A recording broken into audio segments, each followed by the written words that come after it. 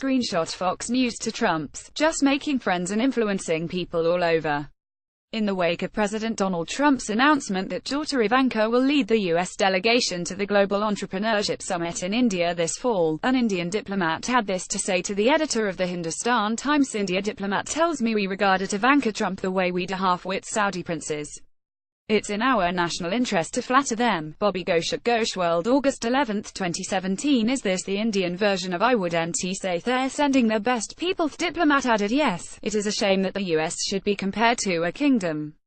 But that is America's shame, not Modi's, or India's." https://t.org/2eekding90. Bobby Ghosh World, August 11, 2017. Remember during the campaign, when Trump kept telling us that, thanks to Obama, no one respected America anymore, but once he was in office, the US would start winning again? Those were fun times.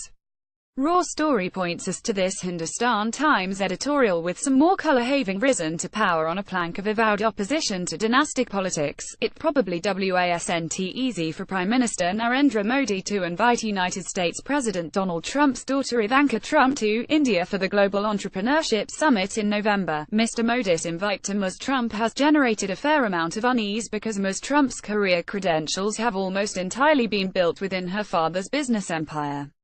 But before criticizing Mr. Modi's decision, please do remember that Ms. Trump is a senior advisor to the U.S. President, Donald Trump. By inviting Ms. Trump, Mr. Modi is taking one for the team, and the nation.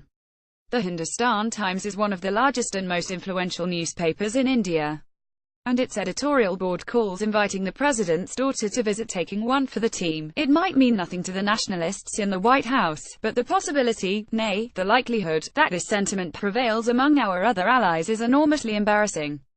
To say nothing of how much damage is being done to our relationships with other nations, painstakingly built and maintained for decades by a diplomatic corps the president now dismisses with a wave of his hand. It is one of the drawbacks of Trump's America First mindset, this belief that we can bully other nations and dictate terms. The world simply doesn't work that way. Our advice to Ivanka: don't start warming up that Senate seat quite yet. This is a commentary piece. The views expressed in this article are those of just the author.